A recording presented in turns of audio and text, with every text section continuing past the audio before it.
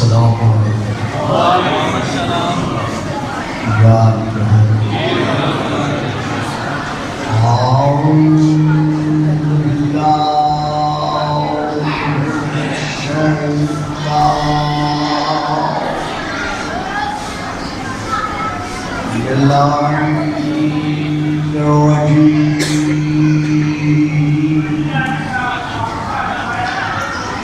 بسم اللہ الرحمن الرحیم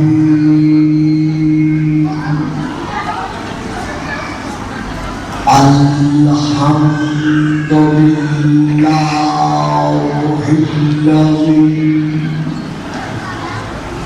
جعل ليلة القدر خير من ألف شهر والشكر لله الذي جعلنا من أهل ليلة القدر والصلاة والسلام على معدن فيوضات ليلة القدر محمد المبعوث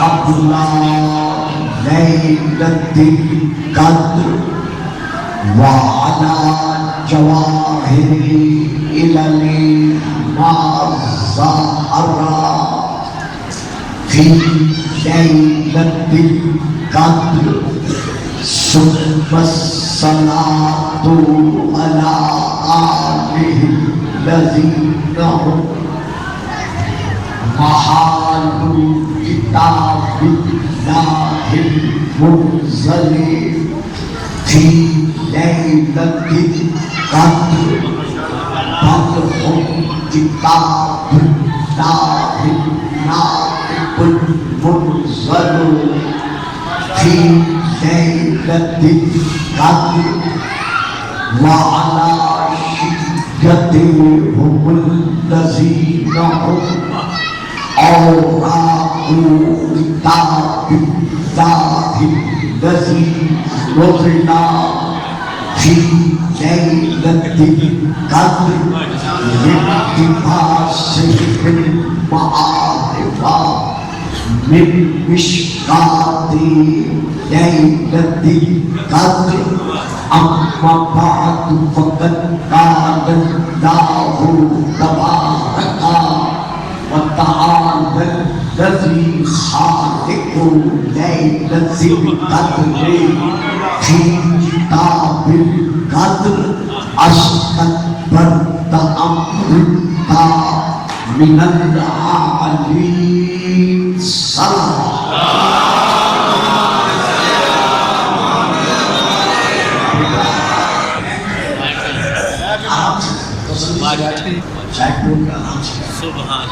نعرہ تکبیر نعرہ تکبیر نعرہ رسالت نعرہ رسالت نعرہ حیدری نعرہ حیدری حسینیت حسینیت یزیدیت یزیدیت وعواد بلند صلاح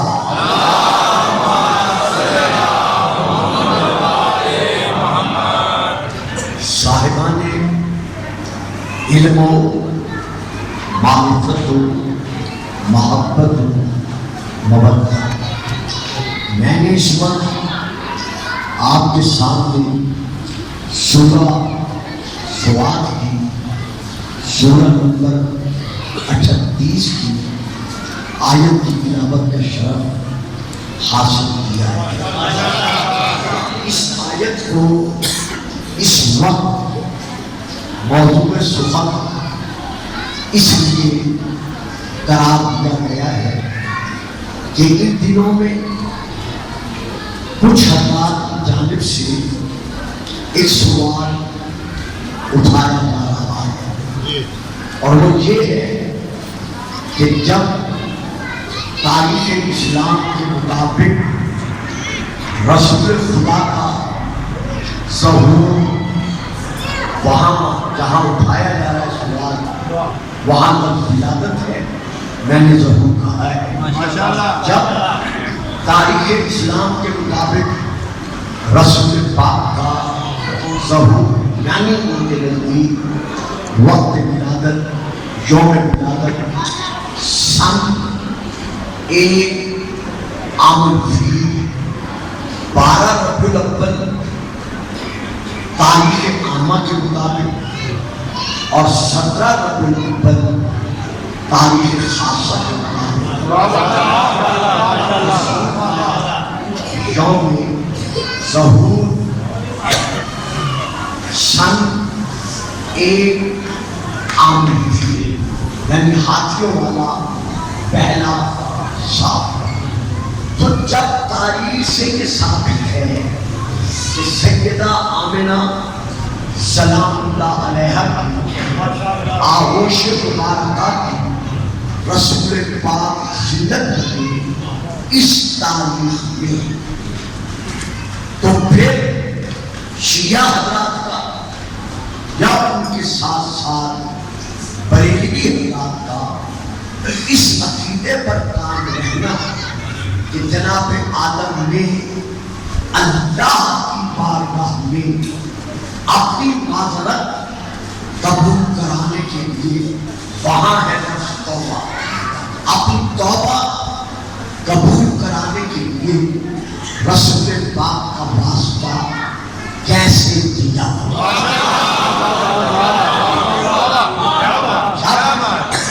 وجود آدم کے وقت رسول پاک کا ظہور ہی نہیں ہوا اور آپ کا وجود مبارکہ موجود نہیں تھا، تو پھر شیعہ حضرات اور بریلوی حضرات یہ عقیدہ کیوں رکھتے ہیں کہ جناب آدم نے اللہ کی بارگاہ میں اپنی توبہ اور ہمارے نزدیک معذرت قبول کرانے کے لیے حضرت رسول پاک کا واسطہ دیا تھا۔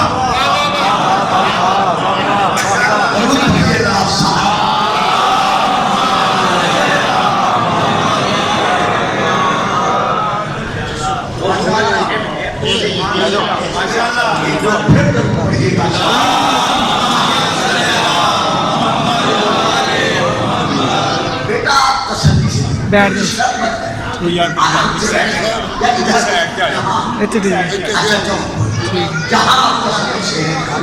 پھر مجھے یہ جو میں نے آیت پڑھی ہے اس میں جب اس کا آغاز دیکھیں گے تو اس کی ابتدا اس کے آغاز اللہ ہمارے رسول پاک سے ارشاد فرما رہا ہے، یعنی آپ کو رسول پاک کو اللہ کو وقت یاد دلا رہا ہے جب جناب آدم کو خلق کیا تھا، یعنی واقعہ سنا نہیں رہا، سنانا اور ہے، یاد کرنا اور ہے۔ وَإِذْ قَالَ رَبُّكَ لِلْمَلَائِكَةِ اسی لیے میں کہہ رہا تھا اس قال ربک للملائکۃ انی خالق البشر من طین فإذا صفیتہ ونفخت فیہ من روحی فقعوا له ساجدین فسجد الملائکۃ كلهم اجمعون الا ابلیس استکبر وکان من الکافرین۔ اس وقت میرے رب نے آگے ارشاد فرمایا، خدا نے پکار کر کہا کہ اے ابلیس، تو جو میرے بنائے ہوئے آدم کو سجدہ نہیں کر رہا، ماں منعک ان تسجد لما خلقت بیدی استکبرت انت من العالمین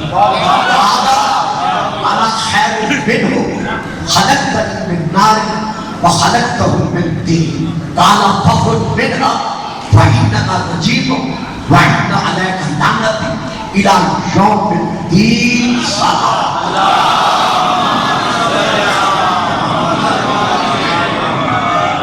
میرے حبیب وہ وقت یاد فرمائیے جب اللہ نے ملائکہ سے کہا کہ میں گیلی مٹی سے ایک بشر کو خلق کر رہا ہوں.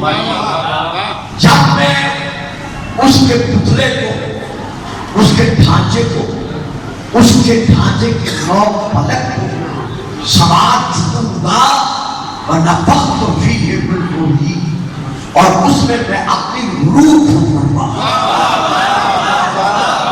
اب یہاں عزیزان محترم جو سامعین آغوش مادر سے بڑھاپے کے منزل تک پہنچتے ہیں، ان کے تو علم میں یہ بات ہے. جو عظیم بچے بیٹھے ہیں ان کو سمجھانے کے لیے اشارہ تک کہہ رہا ہوں. نفخت فیہ من روحی سے مراد یہ نہیں ہے کہ یہ میرے پاس پانی کا جگ ہے اور میں نے اس میں سے پانی گلاس میں ڈالا.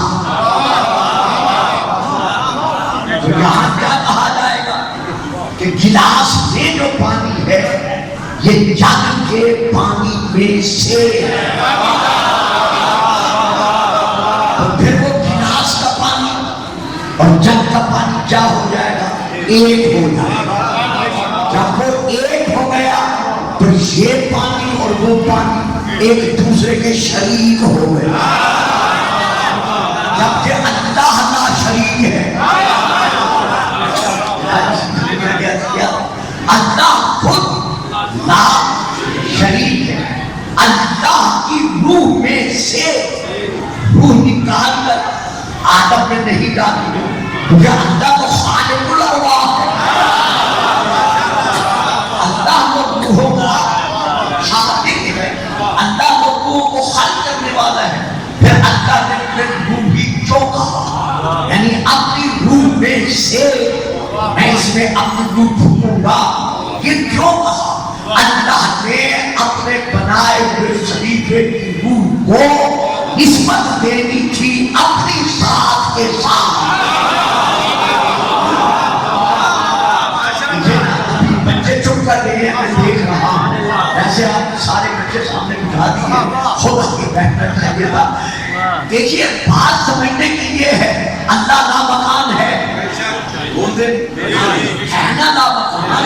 اللہ پہ گھر ہے. اللہ لامکان ہے، اسے مکان کی ضرورت نہیں ہے. جب ہے ہی لامکان تو پھر بیت اللہ کو اللہ کا مکان کیوں کہتے ہیں؟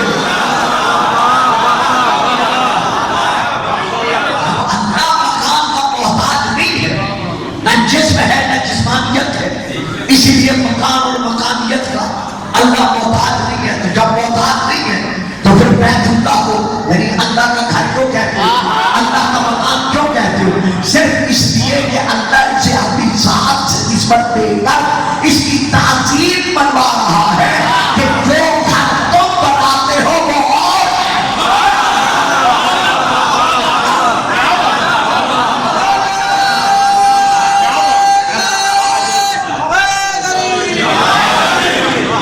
جو گھر حکمن میں بنوا رہا ہوں اس گھر کا مقام عظمت اور چونکہ اس کی تعظیم بنوانی تھی اس لیے اس گھر کو نسبت دی اپنی ذات کے ساتھ تاکہ واضح ہو جائے کہ زمین کے سینے پر اور آسمان کی سطح پر کوئی بننے والا گھر اللہ کے اس گھر کی یعنی جسے وہ نسبت دے رہا ہے اس کی برابری میں نہیں اتر سکتا. اور اسی طرح آدم کی روح کو اپنی روح کہا کہ کسی کا بنایا ہوا اللہ کے بنائے ہوئے کی برابری میں.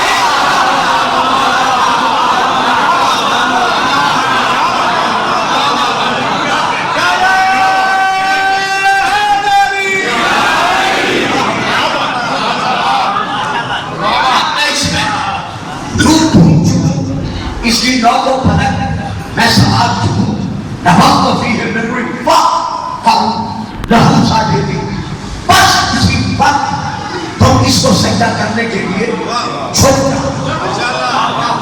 یہ صاحب یہاں پھر ایک بڑی لطیف سی بات ہے، اور وہ یہ ہے، عربی دان حضرات جانتے ہیں کہ یہاں اللہ نے یعنی فقعوا لہ ساجدین، جیسے اس میں روح پھونکوں یعنی روح ڈال، بس اسی وقت تم سجدے کے لیے جھک جانا۔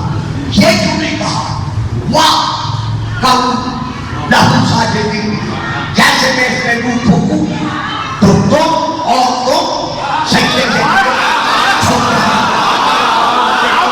یہاں واو نہیں کہا، اچھا سما بھی نہیں کہا کہ جب میں اس میں روح پھونکوں سما لہو ساجدین، پھر تم اس میں سجدہ کرنے کے لیے اس کو جھک جانا نہ فرق۔ واو بھی اور کے معنی میں ہے، سما بھی اور کے معنی میں ہے، فا بھی اور کے معنی میں ہے، اور بھی لفظ ہیں ہم انہیں کہتے ہیں حروف عاطفہ، تو ان کے استعمال میں ایک فرق ہے۔ مثلا ہم کہتے ہیں جاء فلان و فلان، آیا فلان اور فلان، یعنی اس آنے والے کے بعد فلان آیا، لیکن کچھ دیر کے بعد آیا صحیح، لیکن کچھ دیر کے بعد جاء فلان ثم فلان، فلان آیا پھر فلان آیا۔ سلمہ نے کیا ثابت کیا کہ اس آنے والے کے بعد فلان آیا تو صحیح، لیکن بڑی دیر کے بعد آیا۔ جاء زید فعمر، زید آیا فعمر، بس اسی وقت بغیر دیر کے بغیر فاصلے کے ادھر زید آیا ادھر عمر آ گیا۔ اللہ فرما رہا ہے جب میں اس میں روح پھونکوں بس اسی وقت بغیر دیر کے بغیر فاصلے کے جھپک کے پلک کی دیر سے بھی پہلے تم سجدہ کرنے کے لیے جھک جانا، یعنی تم دیر نہ کرنا۔ تو فاصلہ کام ہے، عربی عبارت کے درمیان جب فا آ جائے تو یہ فاصلہ ہٹاتی ہے، بلا فصل بنواتی ہے۔ تو اب امیر کے میدان میں رسول نے اعلان کیا دیا، من کنت مولاہ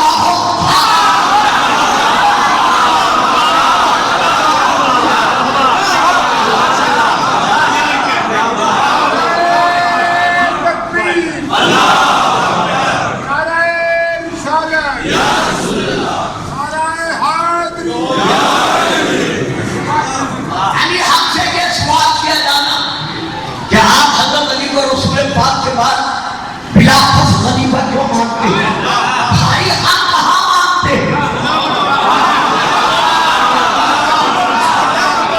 سوچنے کی بات ہے، ہم کب مانتے ہیں؟ ہم کہاں مانتے ہیں؟ یہ تو رسول منوا کے جا رہے ہیں۔ من کنت مولاہ علی بن مولا، جس کا میں مولا ہوں، بس میرے بعد بلا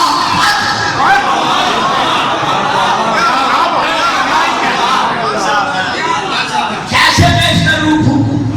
فقعوا لہ ساجدین، فوراً تم اس کو سجدہ کرنے کے لیے چھوڑو۔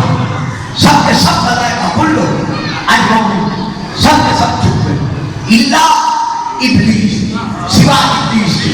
اب سجدہ تعبدی نہ تھا،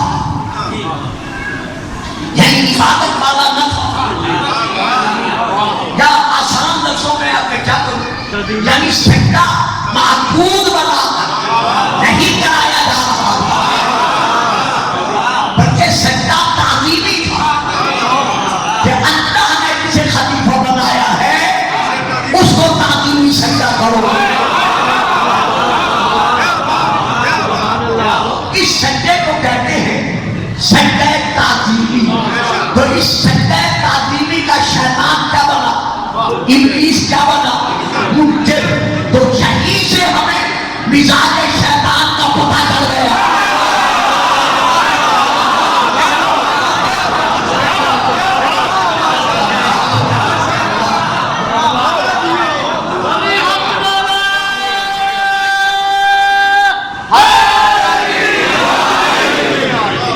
यही से मिजाज शैतान का एक हो गया। यही से हमें पता चल गया कि फितरत शैतानियत में है मासूम की तालीम न करना। आज जो भी हमारे रसूल के नाम की तालीम नहीं करता या जो भी हमारे रसूल के मकाम की तालीम नहीं करता या जो भी रसूल की आल औलाद की तालीम नहीं करता, मानना पड़ेगा वो कलमा शैतान खाएगा।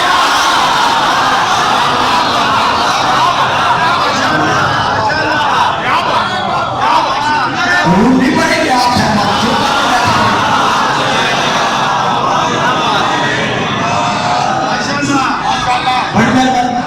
सबसे सब इंग्लिश सिवाय इंग्लिश अल्लाह को अपने हाथ फरमाना पड़ा कि इंग्लिश तू तो नहीं ठोक रहा, तू तो सजा नहीं कर रहा, तुझे किसने सजा करने से मना किया है? उसको जिसको मैंने अपनी कुदरत कामिला के साथ, जदम के माना है कुवत, जदम के माना है कुदरत। इस हाथ को भी जद इसलिए कहते हैं कि हम इसकी कुव्वत से हर शय संभालते हैं। तो असल में जद का माना है कुव्वत। इसीलिए हज़रत अली ने खैबर के मैदान में जब खैबर का फौलादी दरवाजा उड़ाया, बेटा चुप करके बैठा, जब खैबर का फौलादी दरवाजा उड़ाया तो रसूल पाक के प्यारे प्यारे सहाबा अली से अर्ज किया, ऐ सूखे जौ के टुकड़े खाने वाले अली,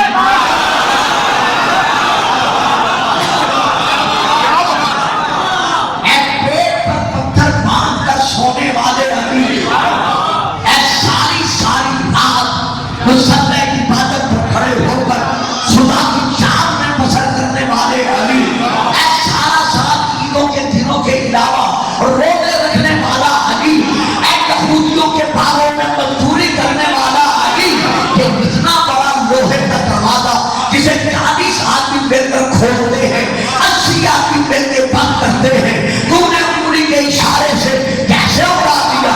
तो अली ने मुस्कुरा कर कहा, ऐ मेरे रसूल के सहाबियों, आप बना तो बाबा खैबर में कुव्वत जिस्मानिया बना कुव्वत रब्बानिया। मैंने खैबर का दरवाजा जिस्मानी कुव्वत से नहीं उठाया बल्कि रब्बानी कुव्वत से।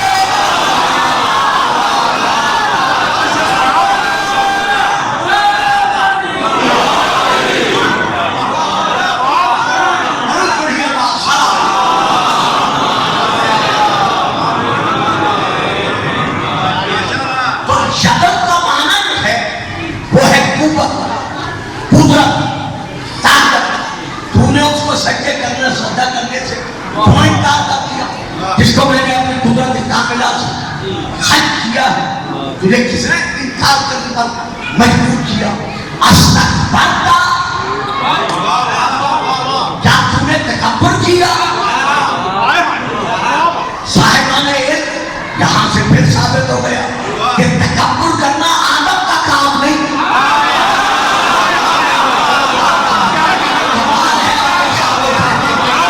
मालूम करना, गुरूर करना, मालूम हो गया गुरूर करना, तकब्बुर करना आदम का काम नहीं, नूह का काम नहीं, इब्राहिम का काम नहीं, मूसा ईसा का काम नहीं, अंबिया औलिया इम्मा का काम नहीं। तुझे तकब्बुर करना शैतान का काम है।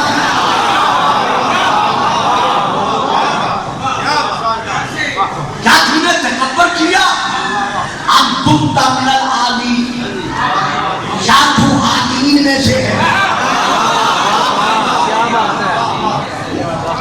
अब आगे ये जवाब क्या देते हैं? बड़ा प्यारा जवाब है, कहना तो नहीं चाहिए था मुझे प्यारा, लेकिन क्या गया चलो आप कर देंगे। बहुत अजीब सा इसने जवाब दिया है जिसके दामन में बहुत कुछ मानी है। कहते हैं अना खैर मुंह की जमीन वाहिद जो पटक रही है जनाबे आदम की तरफ, उससे बेहतर, यानी आदम से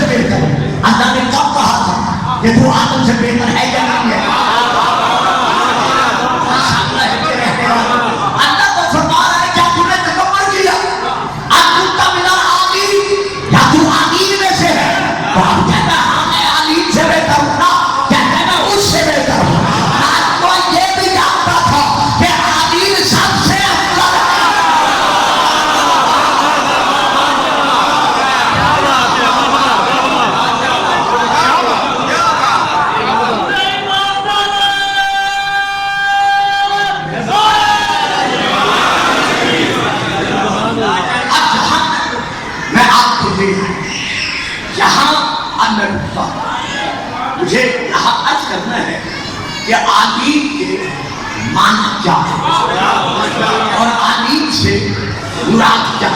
سوال تو آپ کے ذہنوں میں ہے نا جو میں نے ممبر پر بیٹھتے آپ کے سامنے بیان کیا ہے. اب میں اس جواب کی طرف رجوع کرتے ہوئے میں نے اس آیت کو موضوع صحبت قرار دیا تھا. تو اب ہم دیکھتے ہیں کہ عالم سے مراد کیا ہے.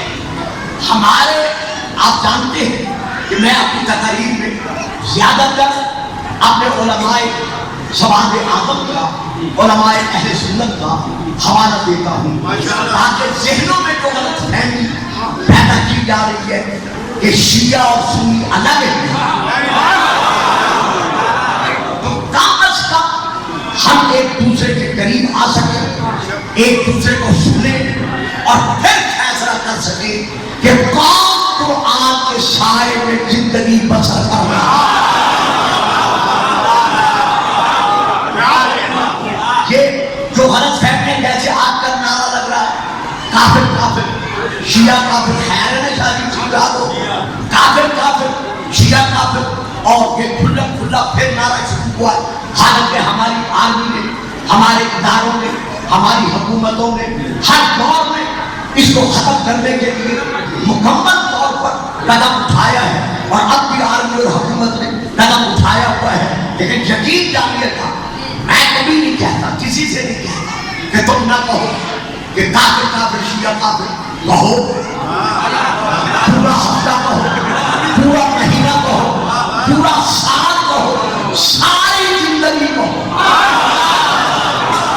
ہم تمہیں نہیں روکیں گے کہ نہ کہو. ہاں اتنا ضرور کہیں گے کہ جو تم سے یہ نعرہ لگوا رہے ہیں ان سے پوچھ کر اس نئی نسل کو یہ تو بتاؤ کہ کس کے شیعہ کافر ہیں.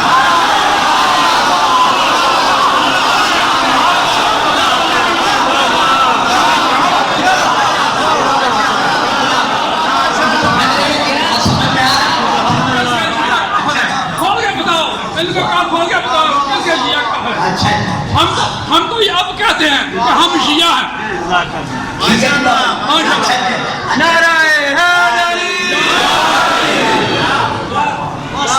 نعرہ لگانا کہ کافر کافر شیعہ کافر ٹھیک ہے لگاؤ, یہ جو تم سے لگوا رہے ہیں جس دسترخوان کا وہ حق ادا کر رہے ہیں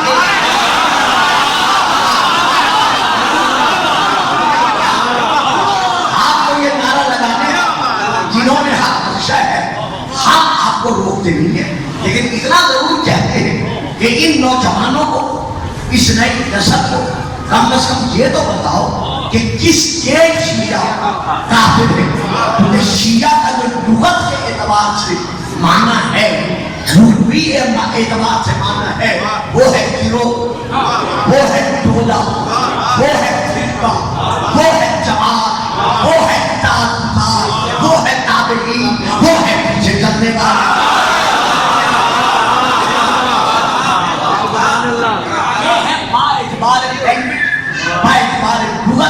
لفظ شیعہ کا معنی. اب آپ نے نعرہ لگا دیا کہ کافر کافر شیعہ کافر, ٹھیک ہے, لیکن بتاؤ تو صحیح کہ کس کے شیعہ کافر ہیں. یہ بتانا پڑے گا کہ آیا یزید اور یزید کے گھرانے میں شیعہ کافر ہیں.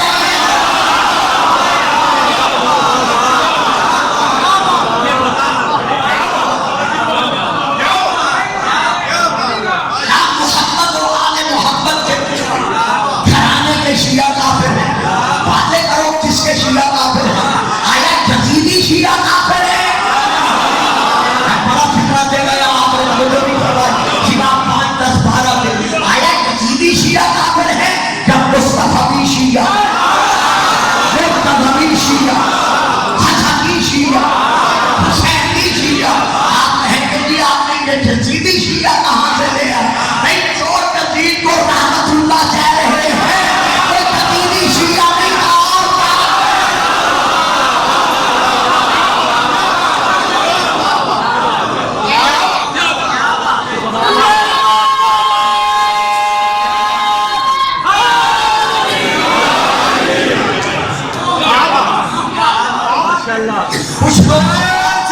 سلامتی علماء حق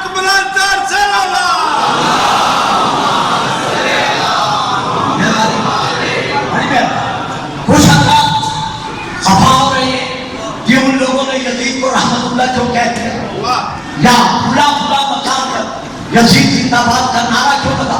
میں کہتا ہوں اللہ کا شکر ادا کرو کہ جو شیعہ سنی کے درمیان جھگڑا چلا آ رہا تھا وہ ختم ہو گیا. آدھی نہیں کچھ لوگوں نے میری چپ کر کے بیٹھ گئے. بھائی ہمیشہ 1400 سال سے یہ چلا تھا نا. وہ کہتے تھے شیعہ کافر ہے, شیعہ کہتے ہیں قرآن کافر ہے, وہ کہتے ہیں یہ قاتل ہے حسین کے, وہ کہتے تھے یہ قاتل ہے حسین کے. اب کھل کے سامنے آ رہے ہیں. کوئی نہیں کہے گا کہ حسین کے قاتل کون ہے. اب تو ہر کوئی دیکھ رہا ہے کہ جو یزید کو رحمت اللہ کہہ رہا ہے یہ قاتل قاتل تھے.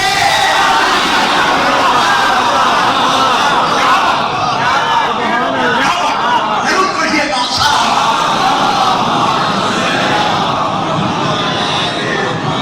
اچھا وہ ماما جی کے کہنے پر ذرا اس کی تشریح کریں. پہلے میں اس کی تشریح کر پھر میں آگے بڑھتا ہوں. سب سے شیعہ اگر کہو کہ مطلقاً سمجھ رہے ہیں, یعنی ہر حالت میں جو بھی شیعہ ہے وہ کافر ہے. اگر ہر شیعہ کو کافر کہنا ہے تو پھر قرآن کی یہ آیت کہاں لے جاؤ گے؟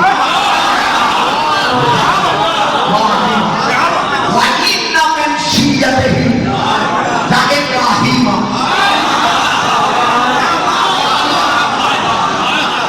حدیث نہیں ہے جو کہو کہ ضعیف ہے,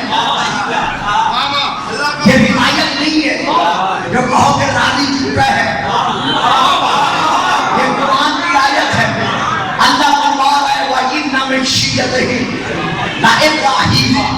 البتہ ابراہیم اس کے شیعوں میں سے, ابراہیم اس کے شیعوں میں سے ایک شیعہ تھا. آج شیعہ کسی زمانے میں بنے نہیں.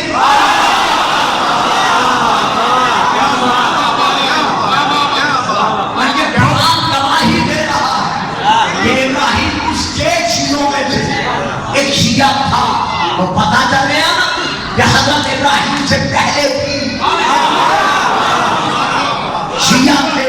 یعنی من شیعتہ ہی اس کے شیعوں میں سے ایک شیعہ تھا. تو حضرت ابراہیم سے پہلے بھی شیعہ تھے. وہ کام تھے. یہ میری تقریر کیسا ہو رہی ہے, یہ بچہ بھی لے رہا ہے, باقی عدیب بھی لے رہے ہیں. شاہدہ ہے کہ جہاں کی سلامت سے بھی چاہیے جا کے تسلی کر دیجیے گا. شیعہ سنی تمام مفسرین نے یہی لکھا ہے کہ حضرت ابراہیم حضرت نوح علیہ السلام کے شیعوں میں سے ایک شیعہ تھے. پتا چل گیا کہ جو نوح کے ماننے والے تھے وہ بھی شیعہ تھے.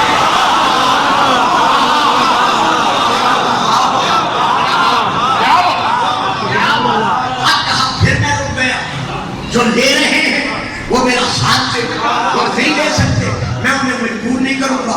پتا چل گیا کہ جناب ابراہیم نوح کے شیعوں میں سے ایک شیعہ تھے.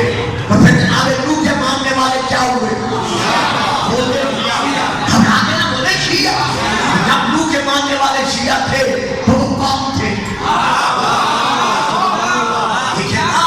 حضرت پیر کرم شاہ صاحب آپ میرا شریف میں اپنی ترجمہ تفسیر جس کا نام ضیاء القرآن ہے, اس آیت کو دیکھے گا. میں نے حوالہ دے دیا ہے. انہوں نے بھی یہی لکھا ہے کہ جناب ابراہیم حضرت نوح علیہ السلام کے شیعوں میں سے ایک شیعہ تھے. اللہ اکبر. یہ دیکھ کر پھر انہوں نے نیچے لکھا ہے کہ ایک تفسیر یہ بھی ہے کہ وہ ہمارے نبی کے شیعوں میں تھے.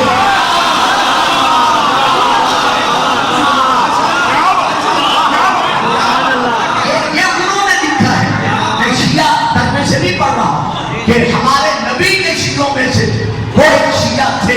تو اس پر میں بات میں آؤں گا. پہلے میں اسی بات کو دیتا ہوں کہ حضرت نوح علیہ السلام کے حضرت ابراہیم شیعوں میں سے ایک شیعہ تھے. تو جناب نوح کے شیعہ کون تھے؟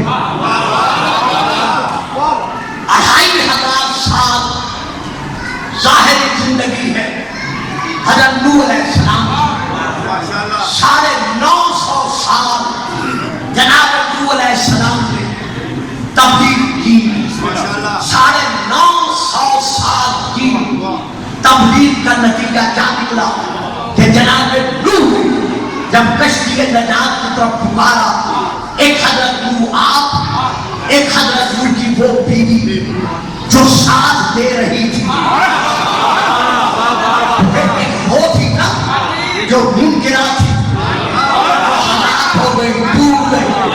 وہ رشتہ تھا ظاہری، لیکن ظاہری رشتہ کبھی کام نہیں آتا، ہمیشہ ایمان کام آتا ہے.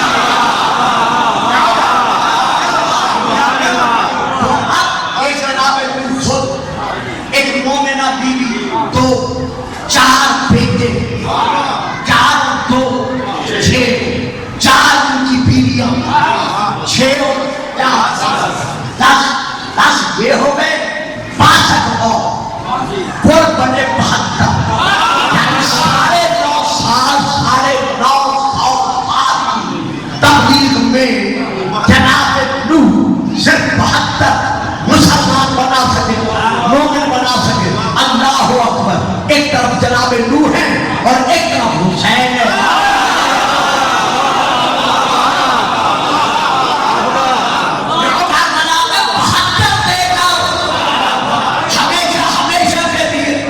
مسلمانوں کو بچا کر چلے گئے تو شیر 72 کہاں سوار ہوئے؟ کشتی نوح پر. باقی لوگ چھوڑ گئے، وہ ہلاک ہو گئے. تو نوح کے شیعہ کون کہلوائے؟ جو کشتی نجات پر سوار ہوئے. سامنے ہلتے رہنے والوں اب بھی افسوس گئے تو چپ کر گئے. نوح کے شیعہ کون کہلوائے؟ جو نوح کے زمانے میں جو کشتی نجات تھی، جو اس پر سوار ہو گئے.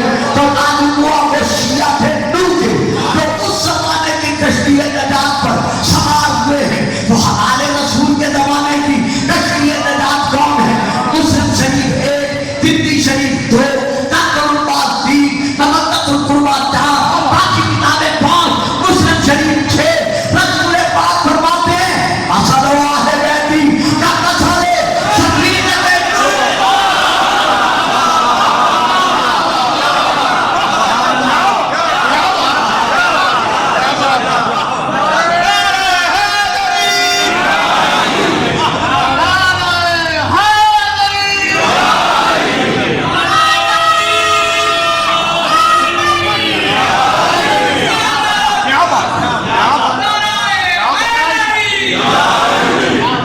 مثل اہل بیتی کا مثل سفینہ نوح من رکبہا نجا ومن تخلف عنہا غرق.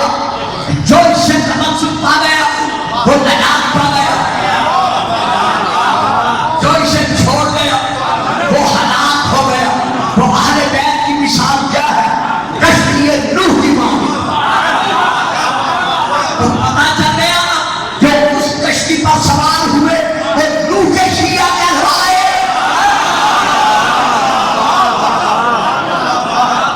اب جنہوں نے اس کشتی سے، میں شیعہ سنی کی بات نہیں کر رہا، جنہوں نے اس کشتی سے، کشتی اہل بیت سے تمسک کیا وہ کل بھی رسول اور آل رسول کے شیعہ تھے، آج بھی رسول اور آل رسول کے شیعہ ہیں. یہاں تک میں آپ کو لے اب قلم سنبھالو، کاغذ سنبھالو، آپ نے موبائل چیک کرو، حوالہ ضائع نہ ہونے پا.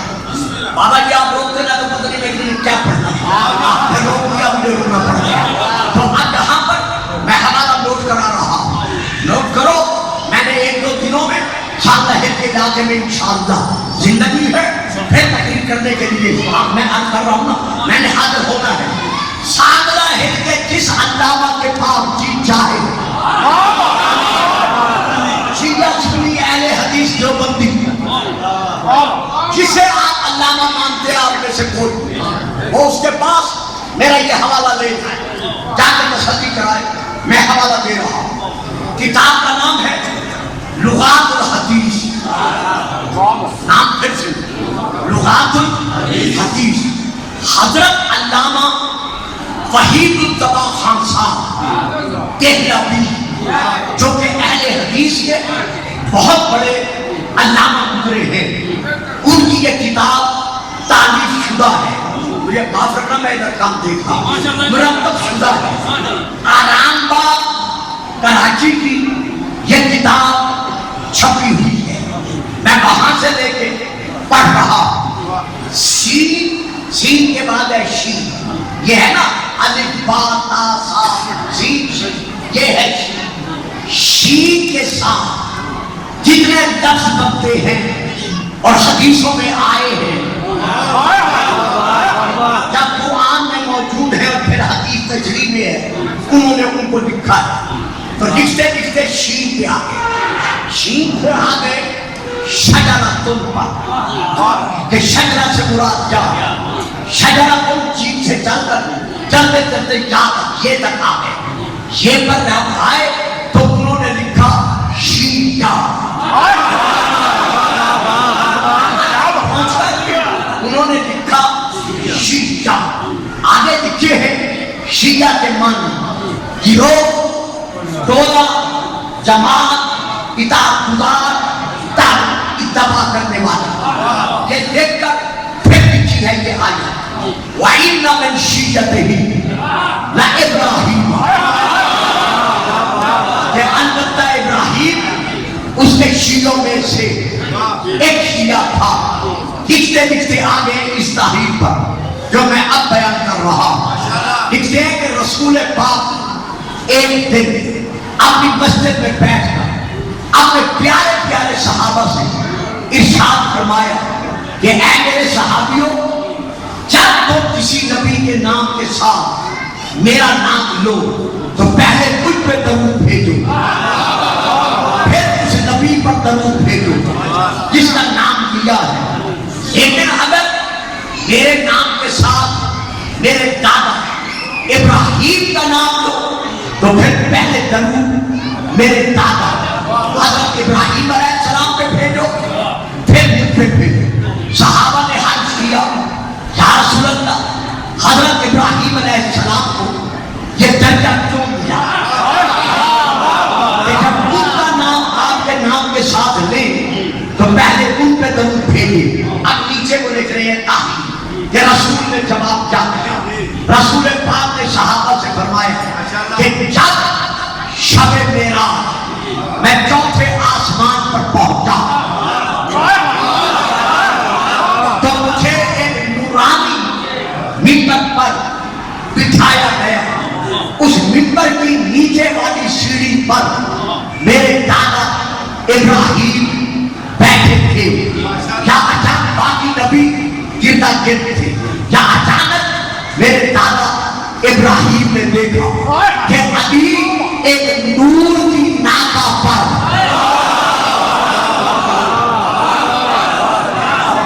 میرے دادا ابراہیم نے دیکھا کہ علی نور کی ایک اونٹنی پر ایک ناکہ پر بیٹھے ہوئے آ رہے ہیں ہماری طرف آ رہے ہیں تو میرے دادا ابراہیم نے مجھ سے پوچھا بیٹا محمد یہ آنے والا جس کا چہرہ نورانی چہرہ ہے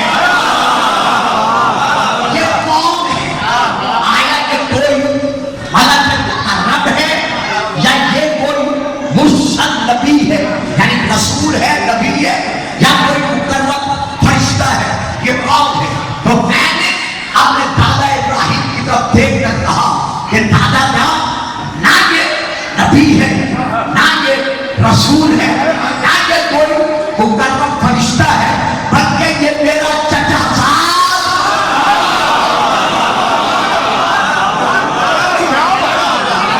بلکہ یہ میرا چچا صاحب آگے وہاں کہتا ہے ابن اب یعنی چچا کا بیٹا یہ میرا چچا صاحب میرا ابن اب میرا داماد میرے علم کا باعث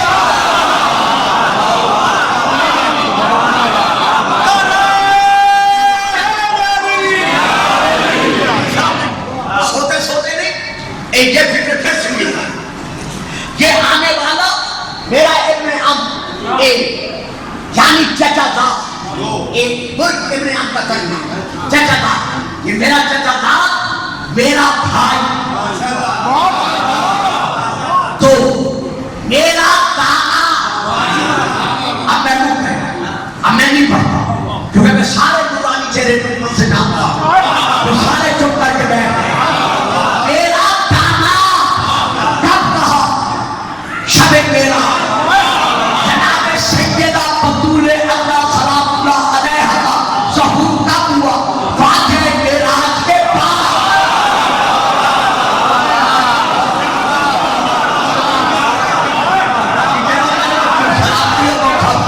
تو سمجھ گئے ہو کہ ان سے نعرہ ہے.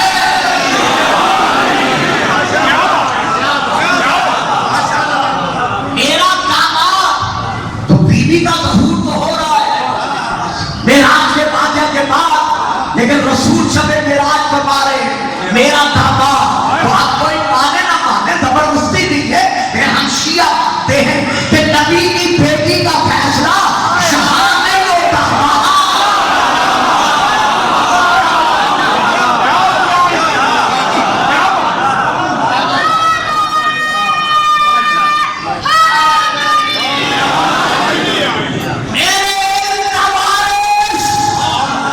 میرا بھائی علی ابن ابی طالب ہے، تو اس وقت میرے دادا ابراہیم نے کہا بیٹا ما ہؤلاء الذین تنجو، یہ اس کے گردا گرد جو ستاروں کی طرح چمک رہے ہیں یہ کون ہے؟ جب پوچھا یہ کون ہے تو میں نے فوراً کہا دادا جان یہ غیر نہیں شیعہ تو ہوں، یہ علی کے شیعہ ہے.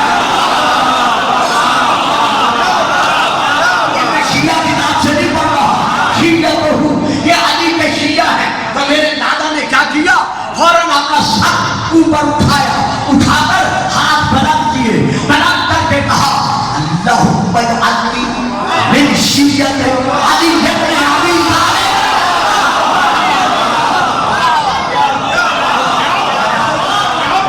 یا اللہ مجھے علی کے شیعوں میں سے ایک شیعہ بنا. یہ حضرت ابراہیم دعا مانگ رہے ہیں، جناب ابراہیم کا دعا مانگنا تھا. رسول پاک فرماتے ہیں فوراً جبرائیل یہ آیت لے کر نازل ہوا وَإِنَّ مِن شِيَّتِهِ لَإِبْرَاهِيمَ، کہ البتہ ابراہیم اس ایک شیعوں میں سے یعنی علی کے شیعوں میں سے.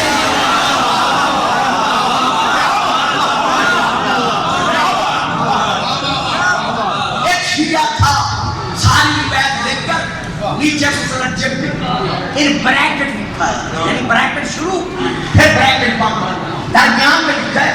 مجھے یہ روایت کہیں نہیں ملی، خود میں یہ سمجھتا ہوں کہ یہ شیعہ رافضیوں کی طرف سے یہ روایت ہے. میں کہتا ہوں مترجم صاحب آپ مانے نہ مانے، لکھنے والا تو مان رہا ہے. حضرت نبی علیہ السلام کے شیعوں میں سے جناب ابراہیم ایک شیعہ تھے، یعنی جو ملت وہ دے کر گئے وہی ملت رسول نے دی. جو دین وہ دے کر گئے وہی دین رسول نے دیا، وہی دین علی نے دیا، وہی دین حسین نے دیا. میں اس کو پھیلانا نہیں چاہتا، آگے بڑھنا نہیں چاہتا، میں صرف اتنا کہنا چاہتا ہوں آؤ ذرا اپنی کتابیں اٹھاؤ. یہ میں نام لے رہا ہوں تفسیر درر منصور، اس میں یہ موجود ہے.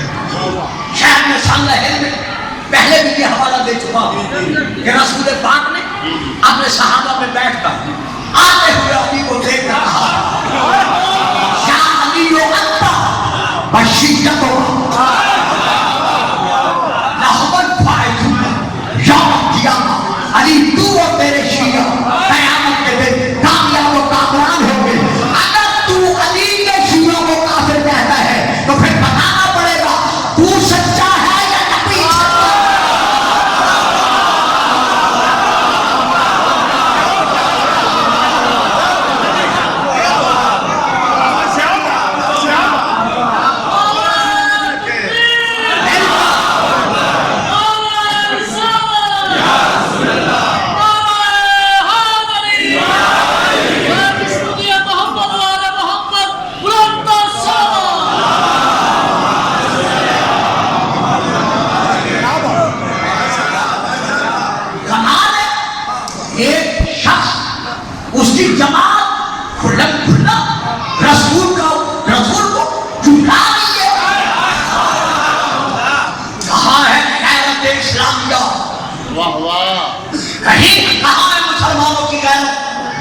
زمین کا سوال چھوڑ دو، ہم سب رسول کے غلام ہیں، رسول کے پاؤں کی خاک نہ، رسول کے نالین کے قدموں سے ملی ہوئی خاک، اس خاک سے بچ ہونے والی خاک، ہم اس کی بھی برابری کا تصور نہیں کر سکتے۔ جب کچھ ہے رسول کی خیرات ہے تو میرے کس رسول کو کافروں نے جھوٹا نہیں کہا،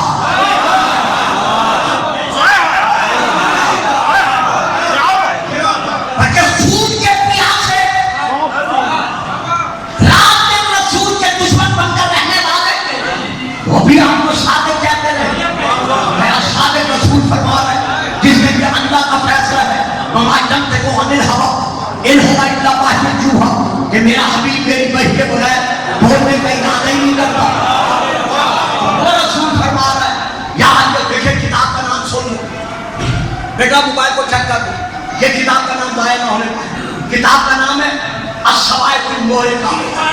اس میں یہ درد ہے کہ رسول نے علی سے کہا کہ اے علی تو اور تیرے شیعہ قیامت کے دن کامیاب و کامران ہو گئے۔ یہ دیکھ کر اس حدیث کے نیچے حضرت علامہ ابن حجر مکی نے یہ لکھا ہے وَهُمْ أَهْلُ السُّنَّةِ، کہ رسول جن شیعہ کے لیے کہہ رہے ہیں کہ علی تو اور تیرے شیعہ قیامت کے دن کامیاب ہو گئے، وہ ہم اہل سنت ہیں۔ تو پھر اہل سنت اور ہم میں فرق کیا رہ گیا؟ وہ بھی ابھی یہ شیعہ ہم بھی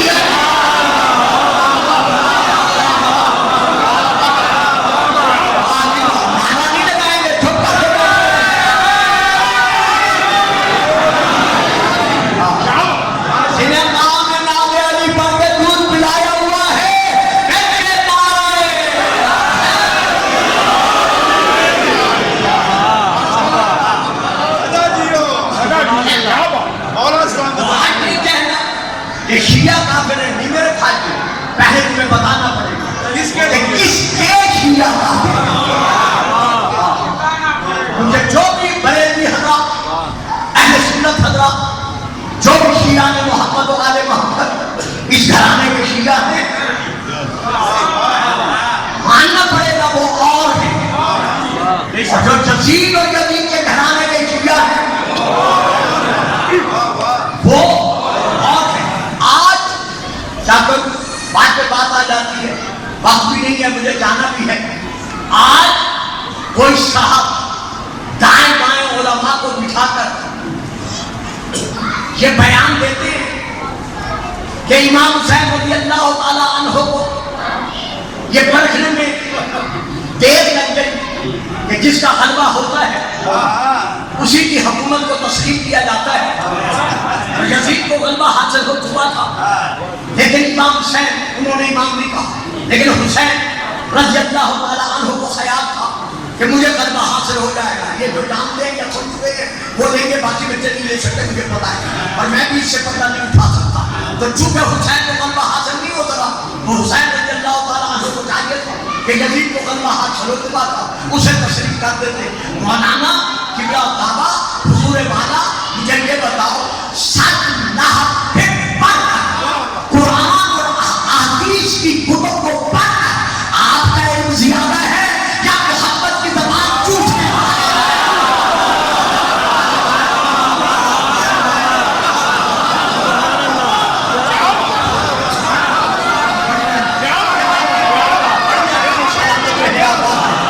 درود پڑھیے گا سارا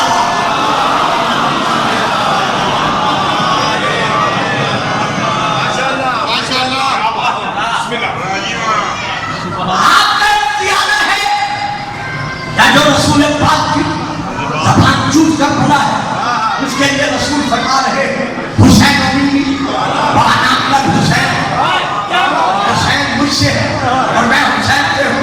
مولانا کوئی دکھا، کوئی ایک دکھا تو کوئی ایک دکھا کہ مرنے کے بعد اسے جواب دیا ہو، قبر میں نہیں، مرنے کے بعد اسے کچھ کہا ہو تمہارا علم ہے اٹھا اخرجکم من بطون امہاتکم لا تعلمون شیئا، جب ہم نے تمہیں شرک عبادت سے پیدا کیا لا تعلمون شیئا تم بالکل ان پڑھ وہ سے ہی جانتے تھے حتیٰ کہ تمہیں یہ بھی پتہ نہیں تھا کہ مرکز شیر کہاں ہے جہاں سے دودھ حاصل کرنا ہے یہ ماں آتی ہے اور مرکز تک لے جاتی ہے یہ موضوع پھر الگ ہے جب بچے نے بولنا شروع کیا تو اب ماں نے سکھایا کو امی ابو روٹی پانی پھر پرائمری پھر میٹرک پھر ایکٹنگ پھر بی اے پھر ماسٹر ڈگری پھر پی ایچ ڈی پھر سائنسدان پھر ڈاکٹریٹ پھر وہ تو جتنا علم حاصل کیا یہ سب ادھار ہے سینے میں لے کے نہیں آیا بلکہ جب آیا تھا لا تعلمون شیئا ادھر روح نکلی ادھر علم صاف تھا کیونکہ ادھار تھا ادھار کبھی تربیت نہیں بنتا ایک نہ ایک دن پلٹانا پڑتا ہے اب مرے ہوئے مولانا سے کہو مفتی سے کہو علامہ سے کہو تھوڑا فتویٰ سمجھا تھوڑا فتویٰ دے تھوڑا کچھ سمجھا لوگ کہیں گے دماغ تو ٹھیک ہے وہ تو کر گیا وہ کیا جواب دے گا یہ ہے تمہارا علم اور یہ ہے حسین کا کہ سب ہم سے جدا ہو کر نیرے کی نام پر قرآن سنا دے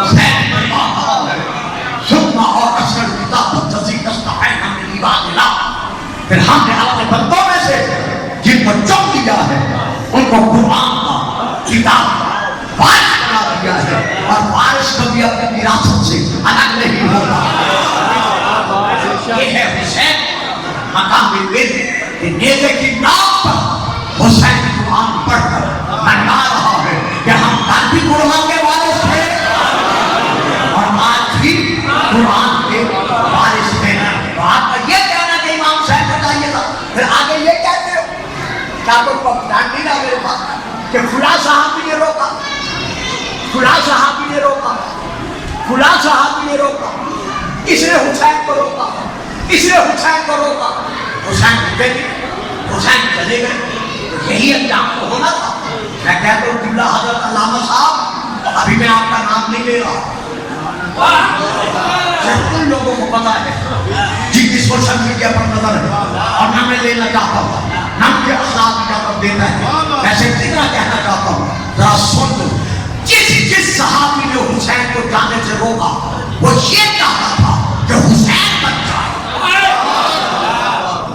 نہیں پہنچے نہیں پہنچے نہیں پہنچے جس صحابی نے یا جس عاشق نے یا جس رشتہ دار نے دو مستوبہ میں آگے نہیں بڑھوں صرف دو مستوبہ کس نے حسین کو روکا وہ اس لیے روک رہا تھا کہ حسین بن جائے اور حسین اس لیے جا رہا تھا کہ حسین بچے نہ بچے پیر بن جائے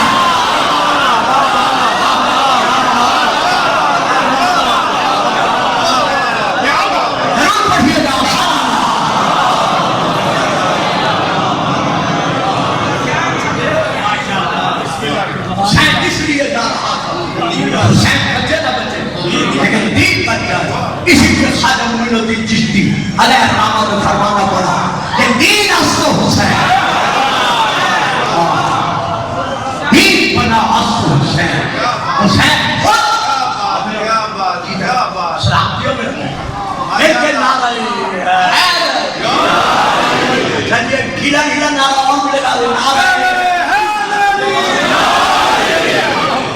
دین اصل حسین دین بنا اصل حسین حسین کے مدینے سے چلا سیدہ کے لال کے ساتھ جتنے خاندان سادات و بنی ہاشم مرد و زن عورتیں و بچے ساتھ چلے ان سب کی تعداد ہے 122 آپ کے فرمان پر بیٹا لیکن اب پھر وقت نہیں رہا بلکہ کم وقت ہوئے ہیں 122 کی تعداد ہے جو امام حسین کے ساتھ مدینے سے قافلہ گھر والوں کا چلا ہے.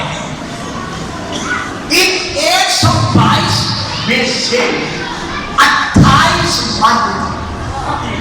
میرے بیٹے نے فرمایا ہے کہ جڑا چہرہ کے اعتبار سے نہیں پڑھا جاتا, ہمیشہ شہادت کا شمہ دیا جاتا ہے. میرا خیال تھا جو فصل پڑھوں گا, لیکن پھر موضوع ہی ایسا بن گیا کہ میں آگے پڑھتا چلا گیا. 28 خاندان بنی ہاشم کے مرد جو ساتھ 64 اس گھرانے کی بیویاں جو ساتھ 22 اس گھرانے کے بچے جن میں سے 6 بالغ تھے, باقی ابھی سر جوانی کو نہیں پہنچے تھے. 10 میں سے کام سے شہزادیاں.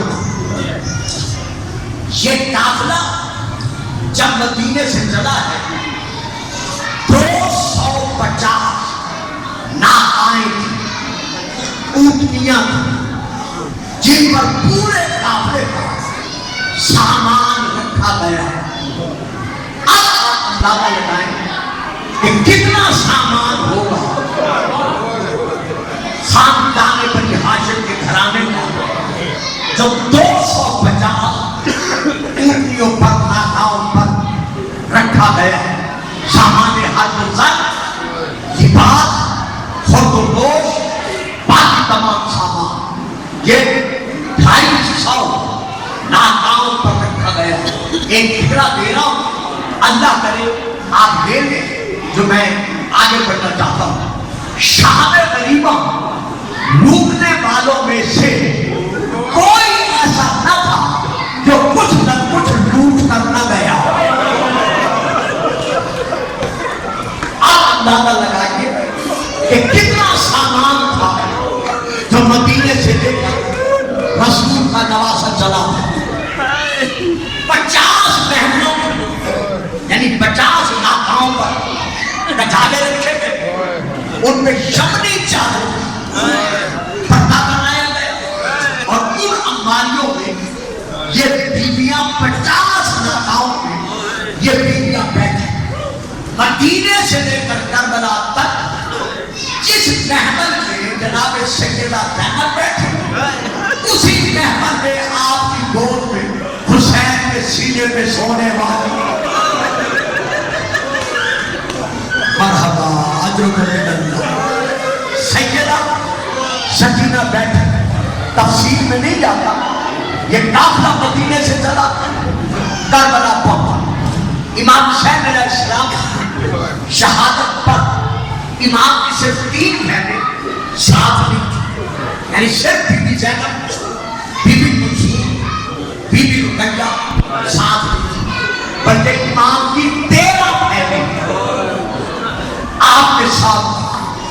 ان 13 بہنوں میں سے سب سے چھوٹی جو بہن تھی اس کا نام تھا بی بی آتما خاتون.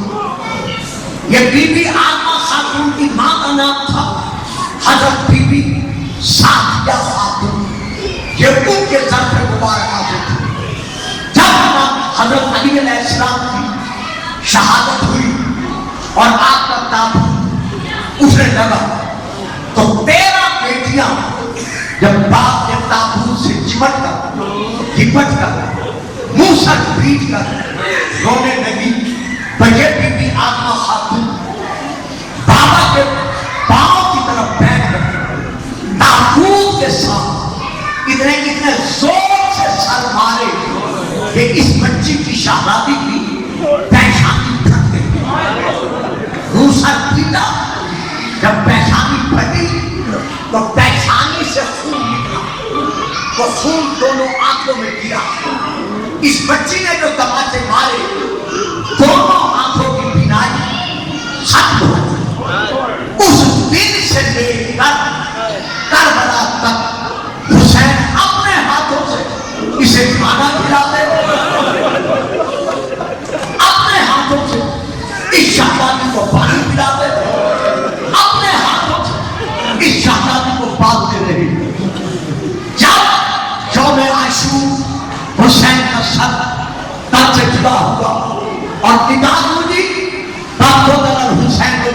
کربلا اس بچی نے منہ سے پیٹ کر ایک ایک بیوی سے کہا مجھے بتاؤ کون سا حسین مارا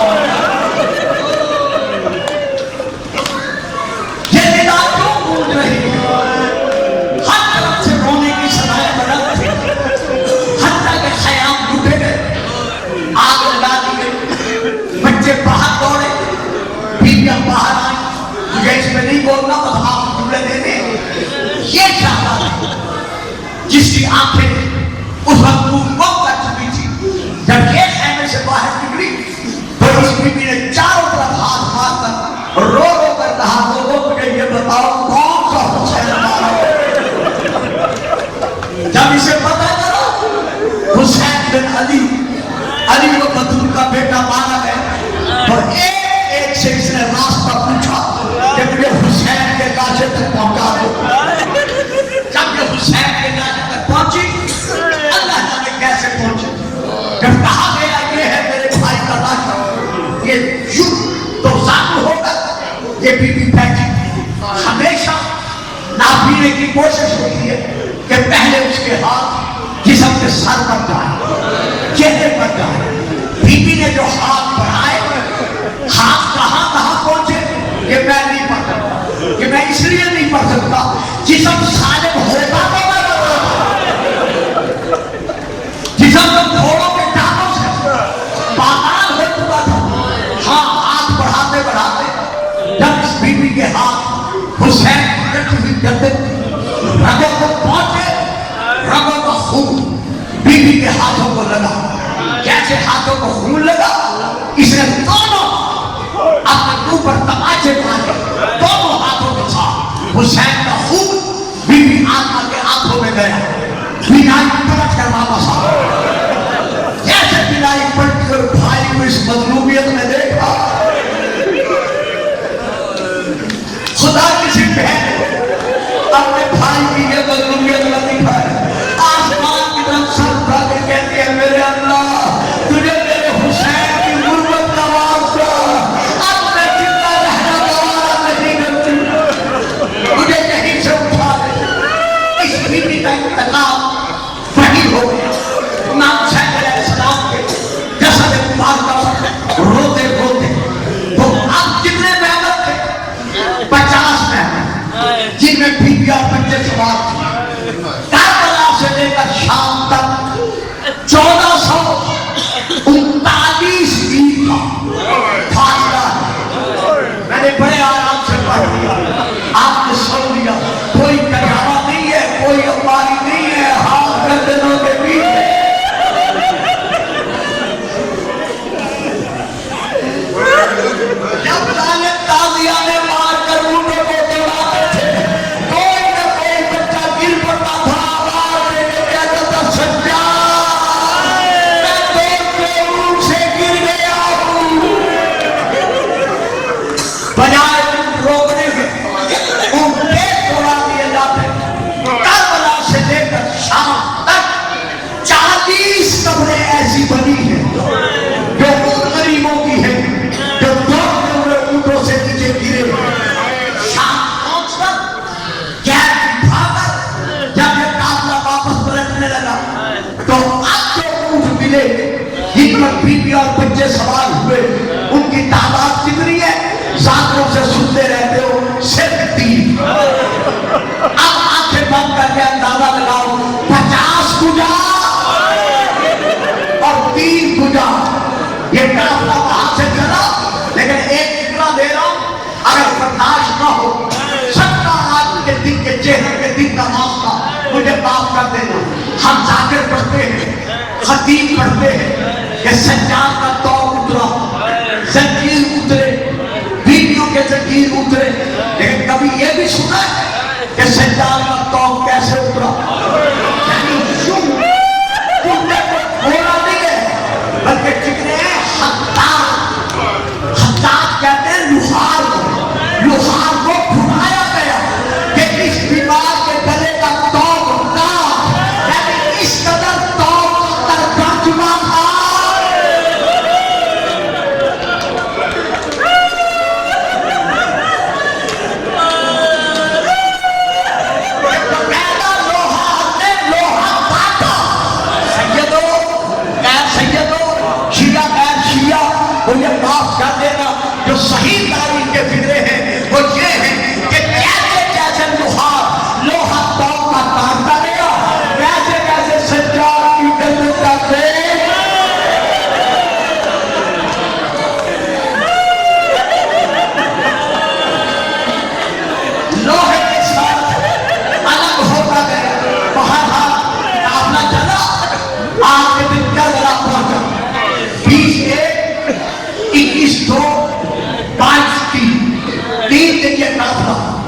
کربلا میں رہا، ہر قافلے کا پہنچنا پڑتے ہیں، باقی روتے ہیں، ماتم کرتے ہیں، لیکن قافلہ جب پہنچا تو کیا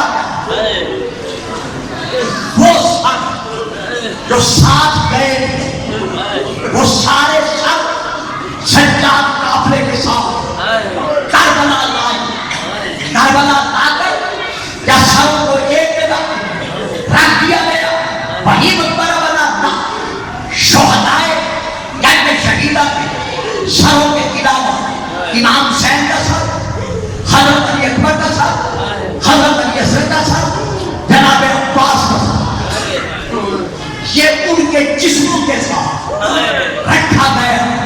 میں خیال میں پڑ گیا تھا، آپ سب حیران ہو کے بیٹھ گئے ہیں، آپ مجھے لفظ دینا پڑا ہے، یعنی جو قبریں بن چکی تھی سجاد نے بیویوں کے ساتھ باتیں کے ساتھ کھڑے ہو کر پہلے سب سے پہلے اپنے باپ کے تعویذ لحد کو کھولا، کھول کر مظلوم بابا کا سر جب حسین کی گردن کے ساتھ سجاد نے رکھا ہوگا، اب مجھے بتاؤ بیویوں کے رونے کا کیا عالم ہو، شہدانیوں کے ماتم کرنے کا کیا عالم ہوگا، بیوی روبان کیسے سر پیٹ رہی ہوگی اور رونے والے باقی شہدانیاں کیسے ماتم کر رہی ہوگی۔ حسین کے جسد کے ساتھ جو ٹکڑے ٹکڑے تھا، حسین کا سر رکھا گیا، اکبر کا سر اکبر کے جسد کے ساتھ، اصغر کا سر اصغر کے جسد کے ساتھ رکھ کر تمام بیویوں کو ساتھ لے کر میرا قیدی مولا میرا بیمار آ گیا اس تعویذ لحد کے پاس آئے،